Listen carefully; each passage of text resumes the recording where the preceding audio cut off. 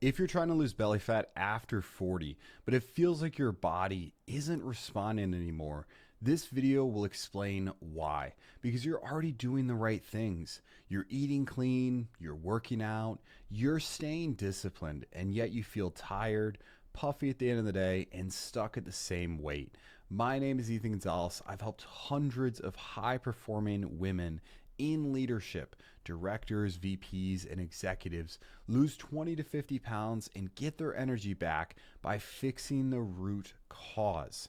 By the end of this video, you'll understand the real chain behind stubborn belly fat after 40. Stress hormones, blood sugar, insulin, and thyroid slowdown. And you'll know exactly what to change so your body starts responding again.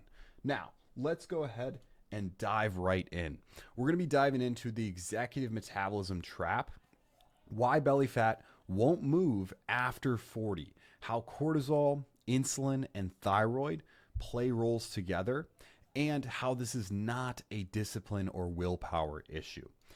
Diving right in, who this is for. Now, if you've gained 20 to 30 pounds, even 50 pounds since 2020, especially around your midsection, your arms, your thighs, if you're feeling puffy, inflamed by the afternoon or even in the evenings, this is for you.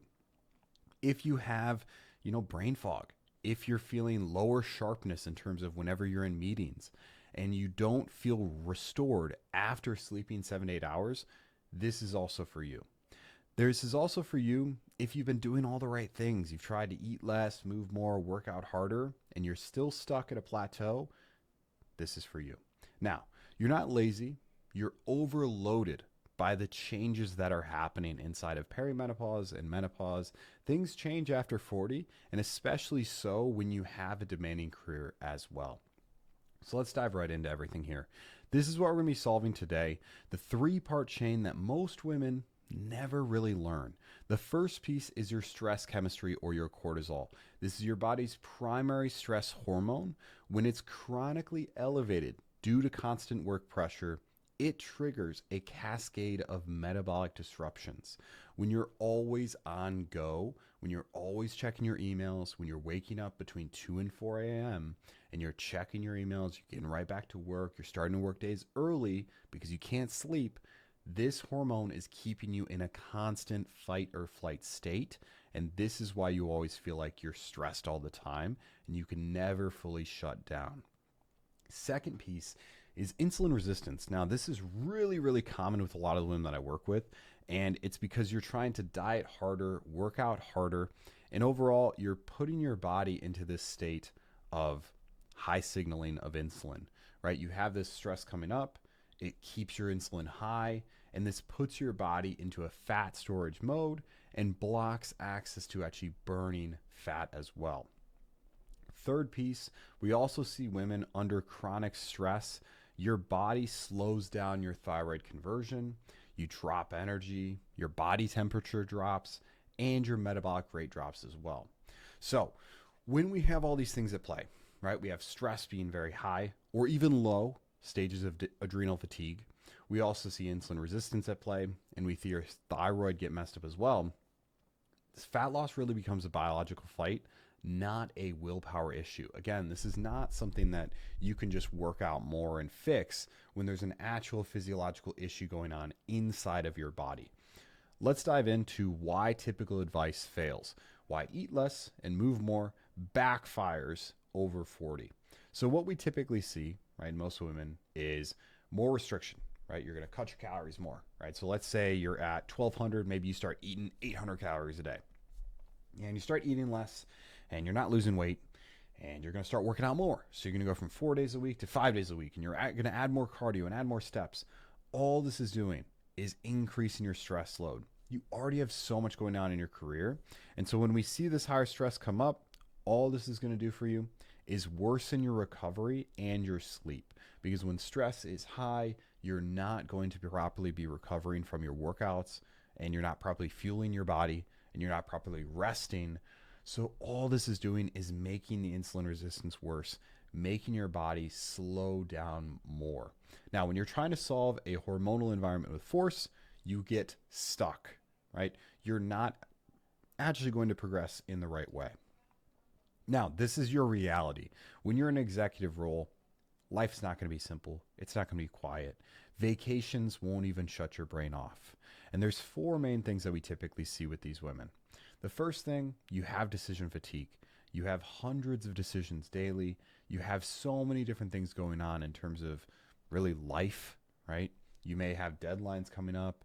You may have presentations that you need to make, right? These are all taxing your body and increasing your cortisol and making things worse. Second aspect is everything is urgent to you. Your nervous system never gets to shut down. You get an email, you get a text, you get a call, you're picking it up. You're not leaving it till later. You're hanging out with your kids, boom, got a call, oh, give me a second, right? Or, oh, you're on vacation, you get an email, oh, I got to answer this email. Your body's never shutting down. Another thing too, late emails, early calls, no matter what, right? Let's say you wake up at 2 and 4 a.m. You're going on your phone, which is already a bad problem in itself, but you go on your phone and you check your email. Now all you're doing is working again. And that's, again, just starting the cycle of cortisol. Your circadian rhythm is disrupted. This disrupts your cortisol patterns, which disrupts your entire life and trying to get into the best shape that you can possibly be in. Final piece, which I already touched on a little bit, your brain is always on. You're constantly scanning for the next fire to put out, the next meeting to prepare for. This is the definition of chronic stress. Chronic stress is the foundation of the executive metabolism trap. Cortisol in plain English. Cortisol is your body's performance hormone. It actually helps you to wake up. It's actually a very, very important hormone for us, but there's a difference between acute stress and chronic stress, and we'll dive into that. The first thing is cortisol naturally peaks in the morning, giving you energy and alertness to start your day. It's your body's natural caffeine. Right, so you don't need caffeine in the morning. You can technically just use your cortisol once it is optimized, which we find with a lot of women. They cut back on their caffeine, we fix their cortisol, they actually start having energy again, right? They can properly function throughout the entire day. They don't crash at 2 to 3 p.m. All of these things start to fall into place. Cortisol also mobilizes energy. In acute stress, cortisol signals your liver to release glucose for quick energy. Your body is preparing you to handle whatever challenge is in front of you, whether it be a workout, whether it be a meeting, whether it be some mentally taxing event. You have the energy for it. It also helps you stay sharp. Cortisol short-term boosts your focus, reaction time, and mental clarity. It's designed to help you under pressure in short bursts. Same thing that happens with really adrenaline, right? We see videos of women and their kids are stuck under a car and the women come up and they lift the car up, right? That's because they have adrenaline, because cortisol is giving them this energy very quickly. Now, acute stress is good, right? Short-term energy boost, your performance enhanced. Chronic stress, very bad.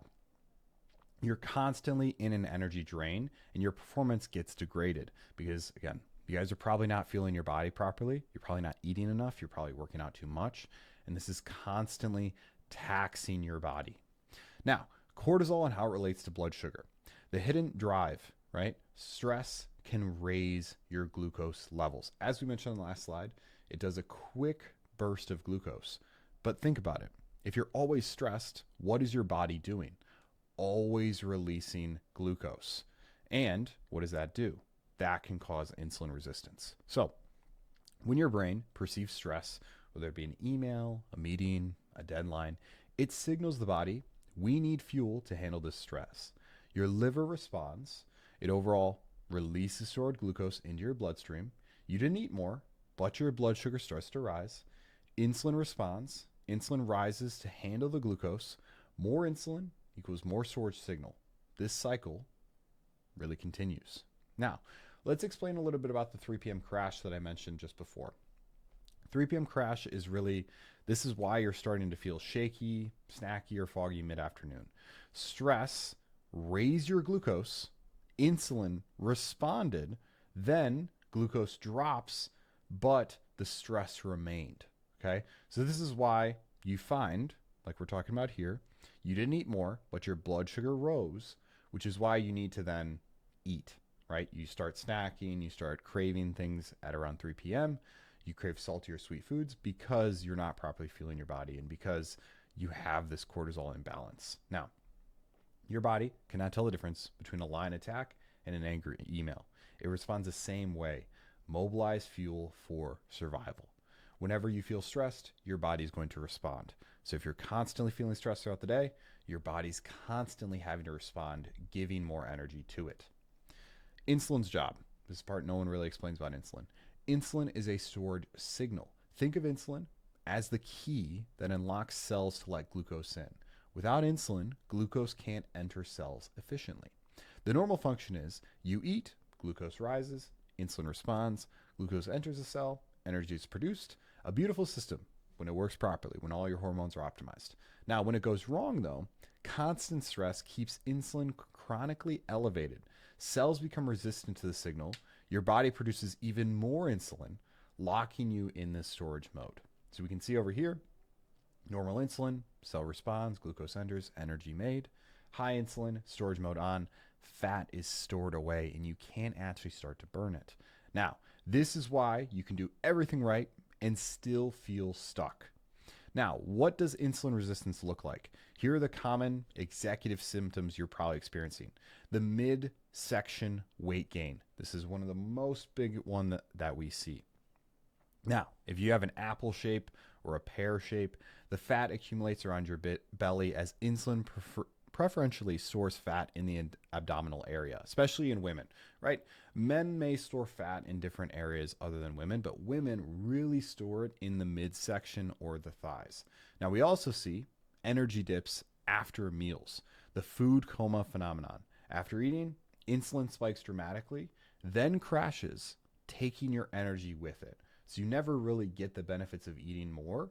Again, which is training your brain, oh, I ate a bunch of food, I crashed, which means I should probably eat less, right? Because I'm, gaining weight around my midsection, I need to be eating less, and this cycle just continues of insulin resistance. Now, you're going to start experiencing cravings at night. This is because blood sugar instability creates urgent cravings for sugar and carbs, especially in the evening when stress is typically highest, right? We notice with a lot of women who get their circadian rhythm off, they start to actually have their stress not peak in the morning, but at night. So now your body is craving, carbs, ice cream, pizza, cookies, whatever, snacking foods. And what is this doing again? Training your body incorrectly. Final piece here, a puffy or inflamed feeling. You have chronic high insulin, creates systemic inflammation, right? If we look at your lab work, CRP levels could be high. You might feel swollen, puffy, or like your body is holding on to water. Final piece, right? It's harder to really recover from your workouts. Exercise feels harder. Recovery takes longer. You can't seem to get the same results. Insulin resistance impairs your body's ability to refuel and repair muscle tissue properly. It's not a willpower issue. This is a problem that your body is facing, and you need to fix it at the root cause. Now, this is what the trap can look like between insulin and cortisol. What we see is results stall out, stress gets higher, you get a higher glucose level, more insulin gets produced, and your results stall out more. Right? We're stuck in this cycle, right? Work stress triggers your cortisol, which mobilizes glucose from your liver stores. Blood sugar rises without eating. Your pancreas releases more insulin to handle the glucose. Chronically high insulin equals insulin resistance. Insulin resistance locks fat in cells and blocks access to stored fat for energy. Fat loss becomes impossible, and no progress means you start restricting more, you train harder, you stress more, which starts the loop again. Now, this is where your thyroid actually enters into this equation. What we can really look at is your thyroid is the metabolic pace setter. Thyroid hormones power every cell. When it's low, everything slows down. You feel exhausted despite adequate sleep. Temperature-wise, low thyroid means your lower body temperature. You feel cold when others feel comfortable. Cold hands and feet are completely normal if you have any thyroid imbalances. We can also see in some women hair loss. We can also see, again, energy fluctuations. Another piece too, your motivation levels. Thyroid affects your neurotransmitters. You feel mentally flat, unmotivated, not like yourself. Your spark is gone. What we notice in a lot of executive women is you feel like your presence isn't there. You don't have as much confidence. You don't feel like you're demanding respect. You just don't feel like you anymore. Even though everything else is perfectly fine, you're getting promotions, you're staying at the top of the level, people are starting to notice it, and you're starting to notice it too.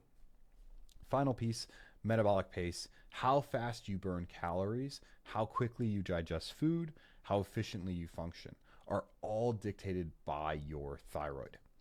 So the conversion problem, right? T4 needs to be converted to T3, okay? T4 is mostly inactive. Your thyroid produces predominantly T4. It's like a storage form. It's waiting to be converted into the active version. Active version is T3. T3 is what powers your cells, generates heat, creates energy, and sets metabolic pace. This is the hormone that matters. Under stress, conversion shifts the wrong way. Instead of T4 to T3, your body converts T3 to reverse T3.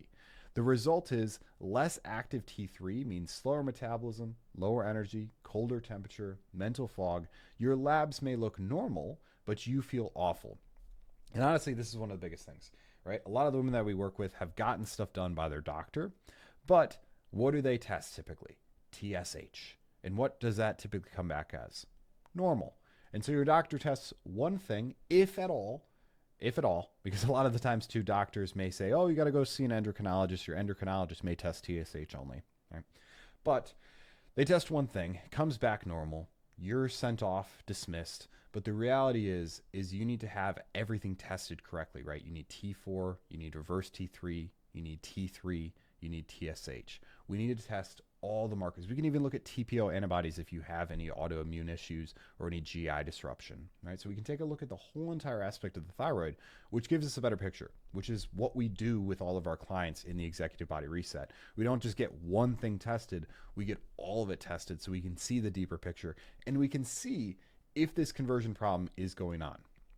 Now, this is what reverse T3 looks like, right? This is why you can have symptoms even with normal labs because they're not testing it. But what reverse T3 is, it's an inactive form of thyroid hormone. Think of it as a brake pedal that slows down your metabolism. It's your body's protective mechanism during times of stress or perceived famine. When reverse T3 rises under chronic stress, undereating, overtraining, or illness, your body increases its production. This blocks the effect of active T3, slowing metabolism to conserve energy. First T3 competes with T3 at receptor sites. Even if your T3 levels are adequate, high reverse T3 can block T3 from binding, rendering it ineffective. You have the key, but you cannot unlock the door. Right? So what this is all saying is if you have high reverse T3, you could have perfectly normal other numbers, but your metabolism can still be impaired. So you could still feel exhausted despite sleeping, cold all the time, mentally foggy, and completely stuck. This matters a lot for your results. Now, the 3-environment model. Fat loss requires the right internal environment. You need a calm nervous system, you need stable blood sugar, and supported thyroid conversion. So we need to make sure you get out of fight or flight. We need to make sure that your glucose is really moderated, right? We don't want to have a lot of insulin resistance going on. And then we need your metabolism to run optimally. This requires enough food, right? Stop cutting so much food out. We need to properly reverse diet you or bring you back to maintenance. We need to make sure you have carbs, right?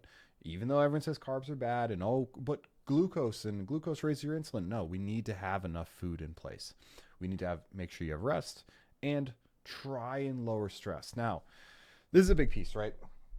People always talk, I'm sure you've heard it before, just be less stressed. Now, for your guys' situation you guys are in with the amount of stress you have day to day, this is where controllable stress and uncontrollable stress comes in. Work stuff, we can try and control it as much as possible, but some things are going to be uncontrollable, right? But the day-to-day things that we can do to lower stress, right, are making sure we rest enough, making sure we eat enough, making sure we're working out the right amount, not too much, not too little, right? Using that as more of a mental escape, right? We want our workouts to be enjoyable. We don't want them to be mentally taxing, adding more problems in. So we want to try to calm down the body. And once we have this environment in the right area, discipline, right? Working harder, pushing harder, all those things actually works again. But without that, nothing's going to work. So we need to have the right environment in place.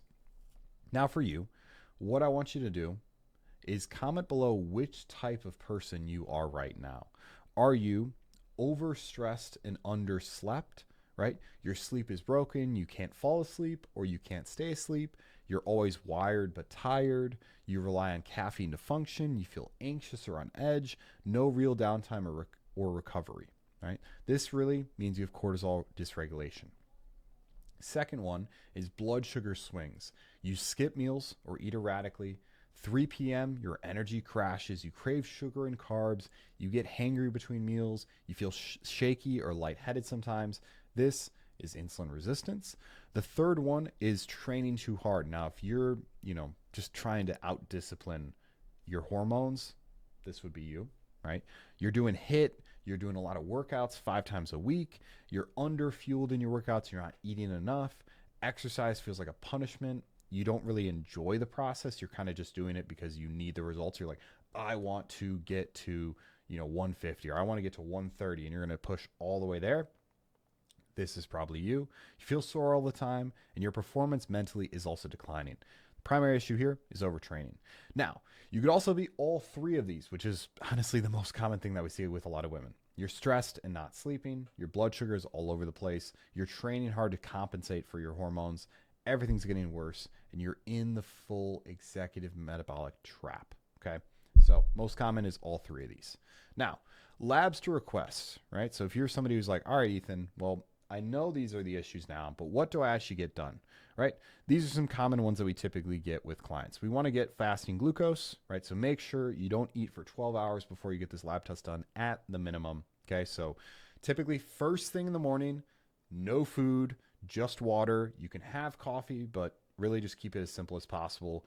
And the easiest way to do this is, let's say you go to bed at 9 p.m.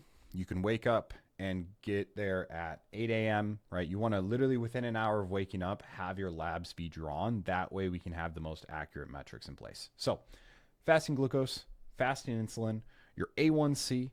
We want to get some organ function, right? CMP, your lipid panel, CRP or HSCRP, right? We want to see your inflammation levels. We want to do full thyroid, so TSH, free T3, free T4, same thing. Reverse T3, TPO, and antibodies for autoimmune markers, as I've been talking about. So we get this done for all of our clients, right?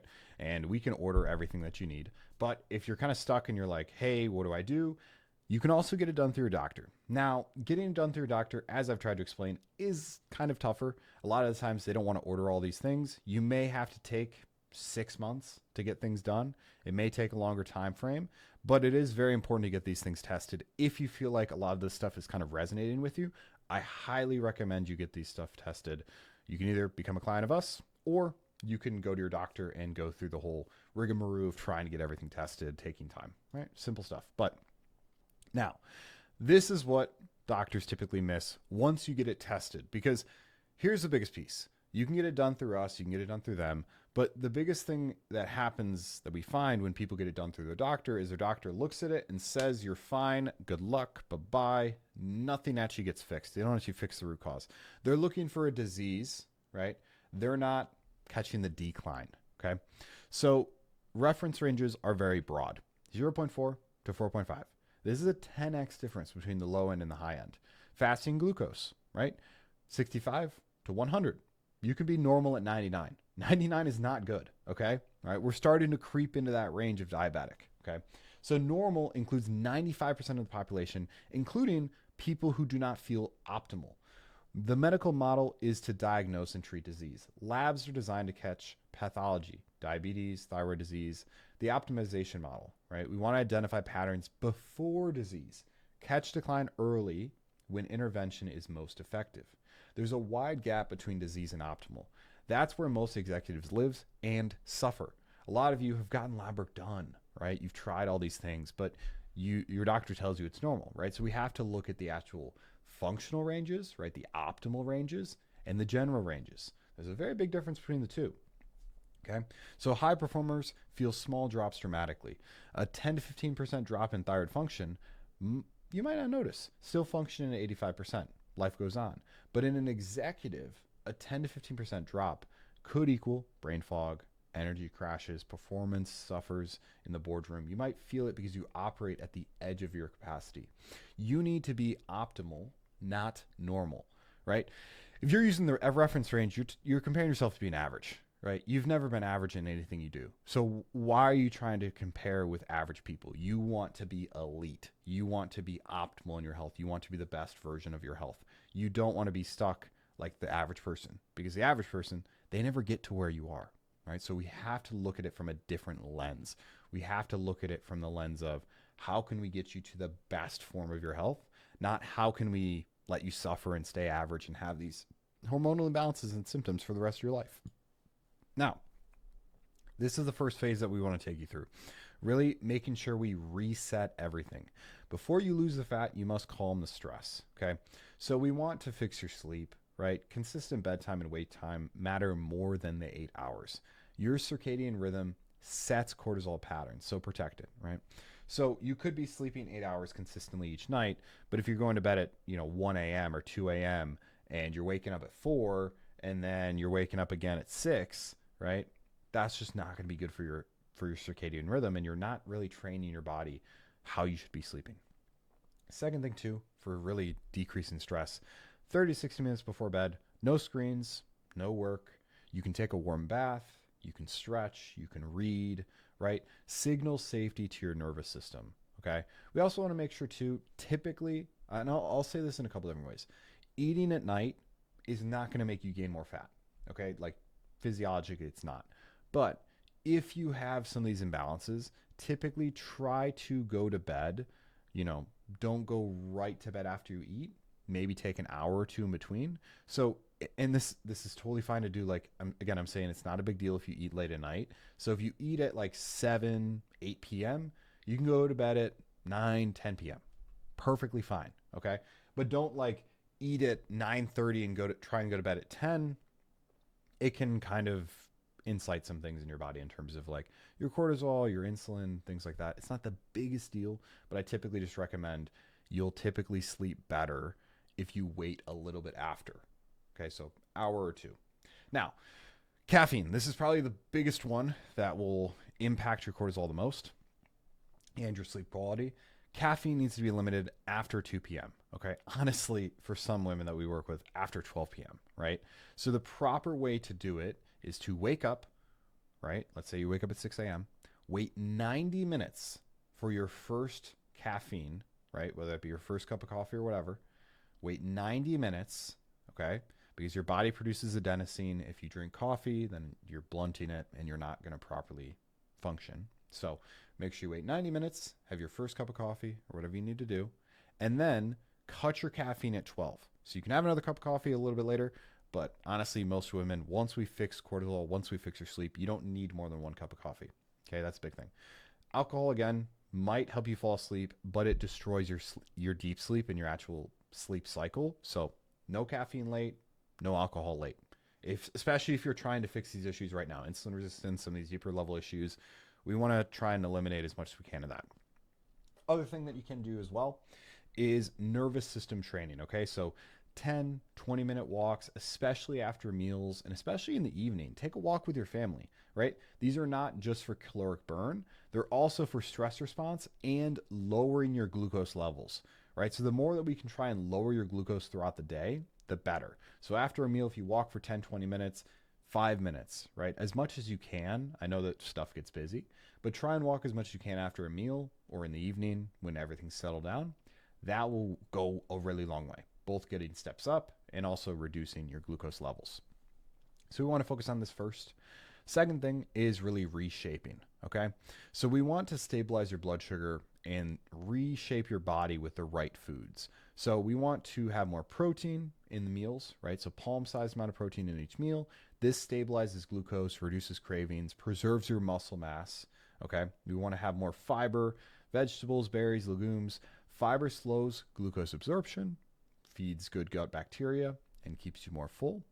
Carbs placed strategically. You don't want to avoid them. Again, you just need to use them wisely. Okay, prioritize around workouts in the evening to support sleep and recovery. Now, we want to stop 3 p.m. crash pattern. How we do this is make sure that we have proper lunches in place. So protein, fiber, carbs, and fats. This prevent the 3 p.m. dip that you typically get. Now, the core principle is stable input equals stable output. No more roller coasters. Every meal should keep glucose stable for 3 to 4 hours. If you're hungry or shaky after 2 hours, you didn't eat the right balance. So what this really means is you're not eating enough protein typically. Okay, so for most women, we typically, it depends where you're at, but if you're already eating a good amount of protein, you can go for 0.8 to 1 gram per pound of body weight that you have, or per pound of body weight of your goal weight. That's another option too. Or if you've never really eaten protein and your meals are not at all aligned, or you're not eating at all, we might start you at 0.5 to 0.6 per pound of body weight, just to make sure we get some protein in and that we can start to strategically place it around your meals and make sure that things are going in place. Now, final piece is really the retain aspect, okay? We want to make sure it's sustainable and that it actually works long term. So the real test, your plan should work in airport weeks, not just perfect weeks, not weeks where you have, all the time in the world. We want this plan to work whenever you're busiest. So we want to make sure you have airport snacks, hotel room workouts, time zone adjustments, build systems that work when life is messy. Perfect is the enemy of consistent. I'm going to be honest, there's never going to be a perfect time in your life to start your health journey or fix these problems, especially if you're operating at the highest level, because you're not average, right? Average people, they get vacations. They don't have to work as many hours. They maybe work 40 hours a week. They work their 9 to 5. Once their time's out, they clock out, they're done. That's not your life. You're going to be on the clock. You're going to have people calling you. You're going to have emails coming in, right? We can implement these stress reducing strategies, but life is going to be busy, right? So you need to have a plan that works no matter how busy life gets and no matter how hard it is. Okay. You need something that consistently works. Okay. So what we want to do is a Monday to Friday framework, right? You can meal prep if you'd like. Some of our clients do, some of them don't. We want to make sure you have training placed in throughout the week. You have stress management. We want to have structure when it comes down to your health plan. We also want to make sure that you have training that matches your recovery. We want to adjust intensity based on stress and sleep. Some weeks you might have more strength and walks. Other weeks you might have a little bit higher intensity in your workouts. Not HIIT, right? We're not doing crazy cardio, right? We're talking about more intensity of the lifting. Okay, so this could mean incorporating RIR or incorporating more tempo, you could say, making sure that the exercise is actually building more muscle. Okay, so we'll match that based on the week. If you have a crazy hectic week, we'll pull intensity down. If you have a week where you're like, hey, I'm feeling really good, we'll move intensity up. That's what we have to be doing consistently to make sure you're seeing progress and not just staying comfortable, not just staying stagnant. Final piece, this is long-term, right? This is not a 30-day fix. This is a lifestyle change. Okay, so think about your health in a long-term vision, and you'll actually start to see a lot better results. Now, the training mistake that most executive women make is honestly, you're training too hard. Okay, so more intensity is not always going to mean more results. And again, I'm relating to intensity in terms of HIIT. Okay, high intensity interval training, cardio all the time, Stairmaster. These things are not going to get you more results. Daily HIIT classes feel productive, they're fun, you have camaraderie, but they spike your cortisol, impair your recovery, and more isn't better. Better is better. It's funny to say, but it's the truth. Underfield training also increases stress spikes. So training fasted or under eating while exercising is telling your body we're in danger, and it responds by slowing down your metabolism. Now, if you also need 2 days, 3 days to recover from a workout, that workout was too stressful for your current health capacity. Now, the smarter approach, and what we really recommend for most women when they're just starting out, is 2 to 3 workouts per week, full body, build muscle, improve your insulin sensitivity, and it minimally impacts your cortisol, if anything at all. Honestly, we see a big benefit in women whenever they're doing this style of training. They honestly feel a lot better. Second piece too, daily steps, 8 to 10,000 steps daily. Again, if you're somebody who is super sedentary, you have a ton of busy stuff going on in life, what we're going to do is slowly move you up. You don't have to start right away at 8 to 10,000. We want low stress movement that aids recovery and improves glucose control without spiking your cortisol. We want moderate cardio, maybe 2 times per week, 20 to 30 minutes at a conversational pace. Okay, so probably 125 to 130 BPM. This supports your cortisol and your cardiovascular health. Okay, so this is also going to support insulin resistance too. We find with a lot of the women, just steady state cardio, walking on the treadmill will improve your glucose levels a lot and get you out of this trap. So if training breaks you, it's not the training, it's the stress. So what you want to start doing this week, okay, there's 5 non-negotiables. First one, have protein at breakfast. Start every single day with protein, whether it be eggs, Greek yogurt, protein shake. It sets your glucose stability for the entire day. 10-minute walk after one meal, any meal, every single day. Post-meal walks improve glucose control and reduce cortisol. Start small habits and just stay consistent with them. That's a big piece. Third piece, no caffeine after 2 p.m. Caffeine has a 6-hour half-life. Honestly, some of them have, longer half-lives too. So afternoon coffee disrupts deep sleep quality even if you fall asleep fine. Okay, so make sure you cut out caffeine after 2 p.m. For some clients, we cut it out at 12 p.m. Number 4, 2 strength sessions with moderate intensity. So full body, 30 to 40 minutes, not to failure, but I'd say probably 2 to 3 reps away from failure. Focus on form, muscle activation. Overall, make sure you're not stressing yourself out. Final piece here, bedtime shutdown ritual. We overall want 30 minutes before bed, 30 to 60. Honestly, I recommend 60 for most people, but 30 to 60, phone off, lights dim. You can even use red light in your room. Very easy to do. We've done it in my home as well. Just some Philips Hue red lights. You can use your phone to control them, and it makes a big difference when it comes down to, winding down. Stretch if you want, take a bath, read, right? Go to bed at the same time every night as well. Set your circadian rhythm properly, okay? What this overall looks like, you don't need more information. You need consistent action on the basics, okay? So do these 5 things before adding anything else in, and check off the day that you complete all 5, okay? So aim for 5 to 7 days of perfection this week. There's never going to be perfection in everything, but these are honestly really easy. You just eat a little bit more protein. You get a meal, or you get a walk in after every meal. Cut out your caffeine earlier. Make sure you work out twice a week in the beginning, right? Some women we work with go up to 4 times, even 5 times, right? If we have a bigger goal that we're accomplishing. Just make sure you go to bed at the same time and cut out all distractions and just focus on recovery. Now, here's some questions you might be asking, right? I've answered some of them, but I'm going to recap them. Really, you may ask, do I need to cut out all the carbs? No. You need to strategically place carbs when your body can handle them best. Carbs are best around workouts and in the evening to support recovery and sleep. Avoiding them entirely increases cortisol and impairs thyroid conversion. So the better question is, when should I eat carbs? Again, in the evening or around workouts. Can also be very good in the afternoon as well to help with that, 2 to 3 p.m. crash. Is fasting good for me? No, it's probably not right now. Intermittent fasting adds stress to an already stressed system. If you're sleeping poorly, cortisol is high, and blood sugar is unstable, fasting can make things worse. Get stable first, use those 5 habits, then you could maybe experiment with it.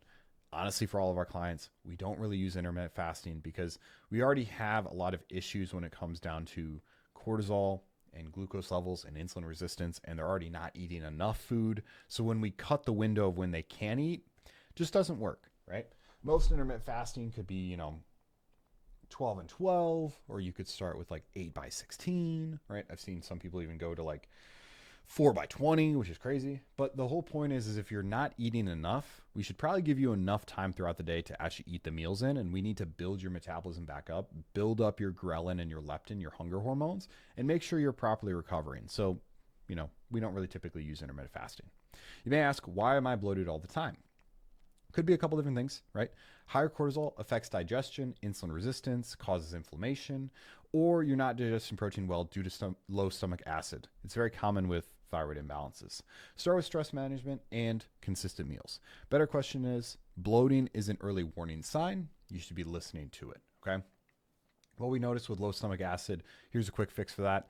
Betaine HCl, it's basically just hydrochloric acid. It sounds really scary, but all it does is it increases your stomach acid, which helps you to digest food better. So if you have a lot of bloating, could be a good thing if that's the main issue. But if it's insulin resistance or high cortisol, that's not necessarily going to fix it. Okay. Why did this all start after 40? Really biggest thing, perimenopause hormone shifts, really career stress peaks, sleep becomes harder to get, and years of chronic stress accumulate. Your body was coping well in your 20s and 30s until it wasn't. The good news overall is it's fixable, right? So age isn't the cause, accumulated stress is. Now, here's what we want to take a look at.